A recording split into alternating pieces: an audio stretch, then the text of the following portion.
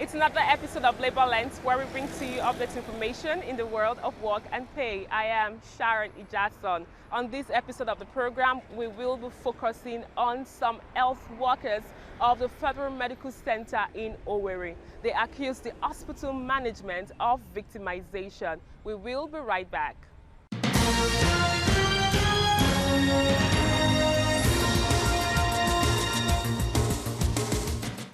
The Nigerian Social Insurance Trust Fund held an interactive session with journalists in Lagos to discuss the need for employers of labor to key into the employees' compensation scheme.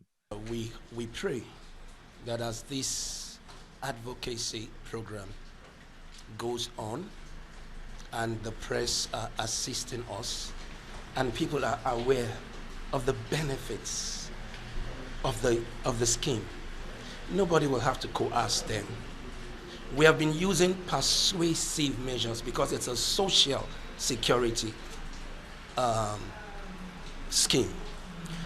We have aspects of the law that we could take them to court, but we're starting with persuasion. The government parastatal explained that the scheme is of immense benefits to workers, especially when issues like workplace-related accidents occur.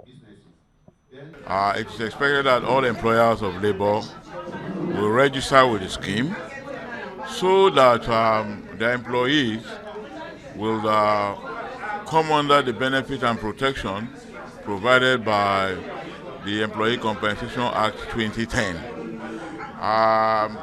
It's a very important act in the lives of Nigerian workers because of the benefit they stand to derive.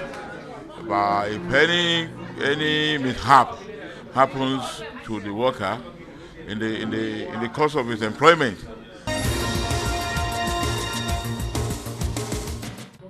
The Association of Senior Civil Servants of Nigeria has urged the federal government to speed up the negotiation of the consequential adjustment in salaries arising from the new national minimum wage. Secretary General of the association, Bashir Lawal, in an exclusive interview, says members need to be patient as he assures them of proactiveness from the union. I note that the committee to do the adjustment in salaries arising from the national minimum wage of 30,000 naira was inaugurated some few days back and given 4 weeks to complete its assignment. Members are very hopeful.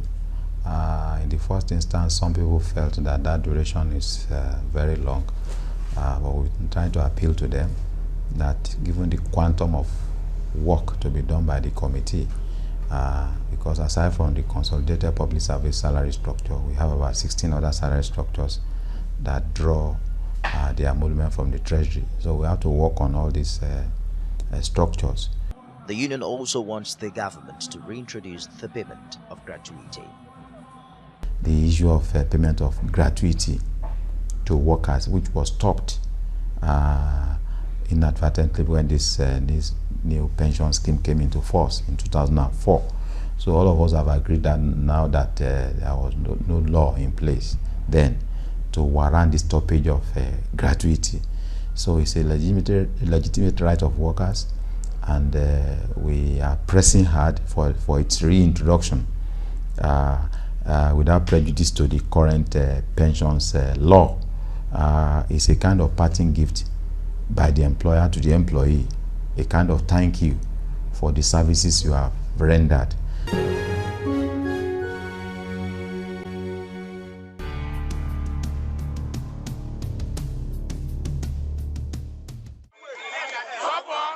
It all began in 2015 when the relationship between the management of Federal Medical Center Owerri and union members took an ugly dimension amidst allegations of victimization, high-handedness, and financial misappropriation. A few years down the line, those affected say not so much has changed.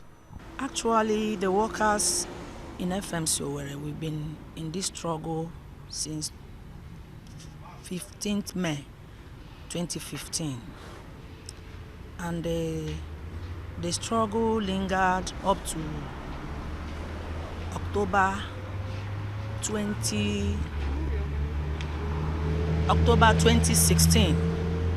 The background of the struggle was that we were fighting against corruption and act of impunity that had been, in existence with then management, headed by Dr. Mrs. Angela Owakwem. As I speak to you, there are two camps in the hospital. You are either pro-management or anti-management. And that is what the management has institutionalized. As we speak, in fact, it has got to an extent wherein if you do social events or whatsoever you are doing or you are applying for in the hospital, you need to belong to either the management camp to have it approved or it is not approved.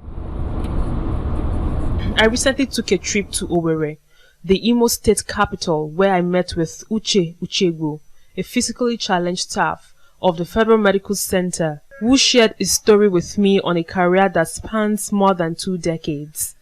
He says the lingering issues in the institution, especially with regards to what some see as indiscriminate posting of union members to outreach stations due to alleged victimization, have left him increasingly dissatisfied and frustrated. 7th of January this year, I was called on phone because I was on sick off, that I have been posted out and I should be doing my practice at an outreach center at Mbise, about an hour plus drive to that place, or 1.5 hours on public transport. I tried to find out the reasons. I wasn't given audience. And so as a civil servant, I took my letter of posting and went to the place and found out that as far as my profession is concerned, nothing is happening there. Do you think that you're being victimized by the Federal Medical Center in Owerri? Yes, in all sense of honesty, that's what I take it as. Apart from this posting out, honestly speaking, apart from this posting out, immediately we came back from the strike, or demonstration strike. The first bout of victimization I had was that a promotion I've enjoyed for 2 years. A promotion I've enjoyed for 2 years was all of a sudden removed. He is not the only one who seems to be affected by this alleged victimization. For being associated with the Health Workers Union at the Federal Medical Center, I had a chat with other affected workers who were posted out of Owerri. At the outreach center, I became really curious as I observed that no medical activity was ongoing and the place looked like it had been abandoned for a while now. My respondents argued that being posted to this community looks like an attempt by the health authorities to make them redundant. Imagine a situation where somebody, a high senior officer,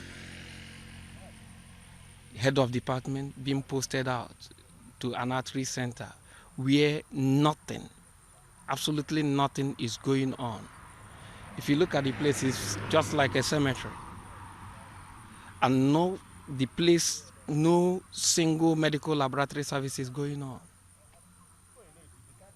So it's more or less punitive posting. When a unit is not functioning, other units will not be able to function. So for my case in Omonama Outreach Center, there are no dental surgeons posted there, no dental technologists, no dental therapists, only a dental surgery technician clinical. And our work is mainly in the surgeries and in the theaters. So where there are no dental surgeons, no technologists, no therapists, no work can be able to be carried on in that area. Workers also highlight other issues begging for urgent attention. There's also this case of another staff in dental department whose superior took money from a patient, and that patient happens to have been a patient that was planted by management to spite some staff. At the end of the day, both the superior and his junior were found culpable by the committee set up. They served the necessary punishment, which was 3 months suspension, only for the subordinate to eventually be sent out of the service, while the superior continues to remain in service, enjoying every single patronage simply because she belongs to the management camp. The 2015 promotion was not conducted in 2016 while we were still agitating. So our members were not really, they didn't go for the promotion. That's the part of us that we are agitating.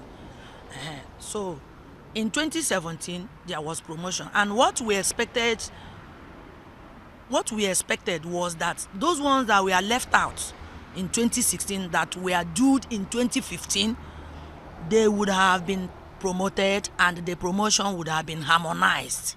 Then another point is because of the agitation, we have lost 4 months salary.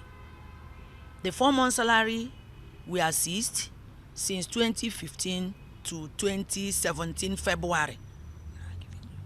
So now in all, FMC Owerri had lost 5.5 months salary. That's including the 1.5 months salary that the nationwide JOSU is suffering. Reacting to the developments, the Chief Medical Director of Federal Medical Center Owerri said posting will be continuous. I have well over close to 2,800 staff. And you're talking about, is it 3 staff? So how come I singled them out for victimization? The question to ask them is, where they were posted to, are they the pioneer staff there? Were they the first people ever to go there? The answer is no. Where they are posted, are there other people? Are there nurses working there? Are there doctors working there? Are there other staff, ancillary staff working there? There are. So why is their own considered victimization? You see, rotation postings are an integral part of public service. In fact, a few staff, sometimes you promote them out of relevance. You needed to go around to get a feel of the different areas of your work. You will be able to supervise those that are coming behind you. Because you cannot supervise a staff whose job schedule you don't understand. We are a tertiary hospital. Ideally, most of primary care happens more in those areas. Even up to secondary care. We have a general hospital in Abombise. In those days when I was a young medical officer, one of the most vibrant hospitals in this state. So the board in its wisdom felt we should upscale services. Why can't we run such satellite areas as full-fledged service centers and offer them those things they will need to travel many kilometers to Owerri to come and get? As I speak to you, nothing less than close to 30 staff are going to be injected into that center. Different cadre. We have a postpart 2 gynecologist who is coming there. Because we looked at it and we said there are areas, if you want to kickstart, or rejig a place in health, there are areas you emphasize. Maternal and child care, laboratory services, and so many others. And so we decided, I said, okay, let's start from maternal and child services. We are getting a postpart 2 gynecologist, obstetrician and gynecologist. We are getting an anesthetist there. We are getting laboratory personnel there. In fact, as I speak to you, we have got a dental seat for dentistry that is going there. We are going to have staff go to that place now. Few of them are going to be permanent. Even our residents in training are supposed to do 1 month mandatory community posting, which all adds up to what we want to do. They are going to go there, spend 1 full month on a rotatory basis, while the other staff will also, they work out their own way they work. So these are things in place, and they'll be supervised by consultants. Union members like Uche Uchegbu promised to continue with pressing home their demands. For the past 24 years, about that, I have been in service. I've been with so many medical directors and no issue of this type has come up. I don't know why it is now I'm near my peak that this thing will happen. And the best thing to do is either management begins to act aright and sees things from the human point of view, managerially. As the thing is increasing on daily basis, we have written to the management before, trying to tell them that what they are doing is not supposed to be, and that we are not going to take it as the thing continue increasing. By the time we write the next letter and they will not, if they don't reply, they don't do anything, we might decide to protest or shut down the center. For the affected workers at FMC Owerri, they hope that the federal government and relevant authorities will take a second look on the matters arising and bring on a lasting solution.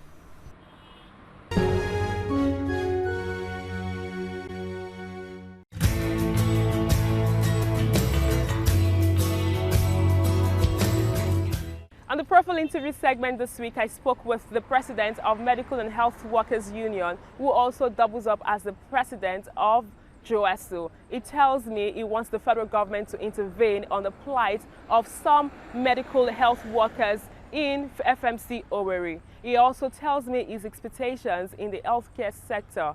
Take a listen.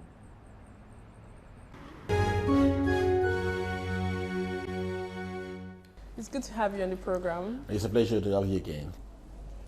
Now, a lot has happened in the sector in the last 4 years. I would like you to share your experience and in summary tell us what you've been able to achieve and what some of your challenges or the struggle that you're still fighting for are. Well, talking about experience is a lot, negative, positive, lots. But talking about achievements and challenges, just like I said, negative, positive, they also build into the fray of the experience that I will share. If you ask me to share a specific experience, I would want to say the most harrowing experience that I've seen in the last 4 years is the high level of insincerity, the high level of dishonesty of the Federal Ministry of Health, coupled with the high interest in promoting corruption by the Federal Ministry of Health. They do not mind the consequences, but all they want is deliberately starve institutions, the health institutions, necessary fund, promote corruption by punishing people who blow the whistles, patriotic health workers, patriotic Nigerians, patriotic members of my own organization that wants to help the government fight corruption in the health system. They suppress them, they punish them. And I think these are the things I would say are things that I've experienced. If you talk about positivity, maybe, it should be safe for me to say none, because nothing has been given to us willingly. When you see a situation where people in the same industry, there are some professionals who make the medical practitioners who make just less than 5% overall. Talking about less than 5% overall is at the federal level, state level, and local level. They make less than 5% of the healthcare deliverers. But they get everything, whether legitimate or illegitimate. They get it. What's the union doing to address the issue of the workers who are being victimized at FMC Owerri? Well, thank you so much for bringing this Owerri issue, you see. That's a problem sometimes I have with supporting government to fight. These patriotic Owerri lads, Owerri members of JOESU, were helping governments to fight corruption. because, you know, corruption is one of the great things that is setting health, improvement of health services backwards. And so these people realized, and when a government has come to say, look, I want to fight corruption, they volunteered to help the government fight corruption. And they blew whistle, genuine whistle for that matter, which the EFCC's investigation also corroborated. For instance, one of the projects they said has been completed, certificate issued, and payment made. When the whistle was blown and the ministry set up the committee, where we as Labour were part of, when we went down to Owerri, the land was fallow. Not even a strand of grass has been taken off that land. But it has been paid. What more do you need from we, the health workers, as patriotic health workers, to support in clearing corruption from the Ministry of Health, the Federal Ministry of Health that promotes health, that covers up health? What more do you need from us? We did that. Our people did that. Patriotically, they did that. And the reward was demotion, denial of promotion, and denial of salaries for months. In fact, the Federal Ministry of Health sent one of their specialist crisis makers, sent the head of hospital services, presently is the head of hospital services, sent him to Owerri. And you know what he did? He went to the workers. Workers, well, you are patriotic, I know. But for those who say they want to be patriotic, they want to fight corruption, so they want to continue to blow whistle, stay this way. Your reward is going to be that you lose your salaries, you lose your promotions, and you lose your positions if you are heads of units and all that. Those who want to stay with the MD passed this way, and a few passed. And true to type, when they now instituted a promotion exercise, knowing fully well that the workers were on strike because the government, the Federal Ministry of Health, tried to return a person who paid millions of naira for an unexecuted job. And they wanted to return that person because after they blew the whistle, EFCC went and then also saw more infractions of inflation of jobs or purchases. 300,000 things bought with 300,000 inflated to 3 million to 33 million, and so on. So with the EFCC confirming this, these workers would have been positively rewarded. But the reward is they are still languishing, no salaries. And I'm using this opportunity to call on government. The second coming of Mr. President should be a correction project. And if he would want to encourage us as health workers to support his fight against corruption and clean the health system so that Nigerians will get better health, so that if 100,000 is sent out to buy equipment or tools to deliver health to Nigerians, let it be used appropriately. If that is what the government wants, then these ills, even in jute, these ills should be addressed. And again, the fairness that we've been talking about, the equity that we've been talking about. If I was earning 20 naira and somebody was earning 60 naira, if you find it necessary, plausible, even against professional advice of the Incomes and Wages Commission, to increase that person's salary to 90 naira, and that I am now asking, okay, since you've increased that person's salary to 90 naira by 30,000, please increase mine too by that percentage. Is that equality? Is that equality? That is equity. When you were earning 60 naira, I was earning 20 naira. There's a difference of 40 naira. You've gone to 90 naira. Give me 50 naira. Maintain that 40 naira difference. Is that equality? So I don't know why they have developed the penchant for misinforming Nigerians. So that's why adjustment of the coins is a key tool to enshrine harmony and peace in the health system. And I'm calling on the president. In fact, it's unsolicited advice. I'm not charging him for this advice.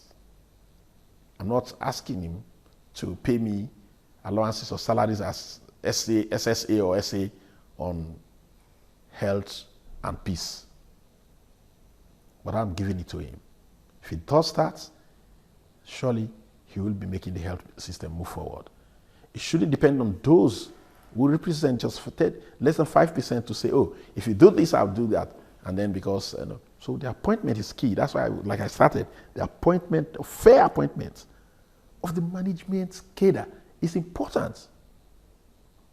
And to resist the temptation of appointing a medical doctor as a minister of labor is also very important.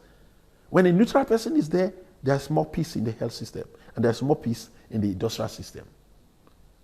Late Ocholi is a living example of that. The Honorable Minister of State Health then, but late Barrister Ocholi, came into this matter, and within months, he was almost resolving it before the cold hands of death took him away. And since then, we have reversed 33 kilometers backwards. We are just about 200 meters to the end, but we have reversed 33 kilometers backwards. And I want, Mr. President, before they begin to blackmail us as troublemakers, strike mongers, the truth should be heard from us. And let the truth set us free.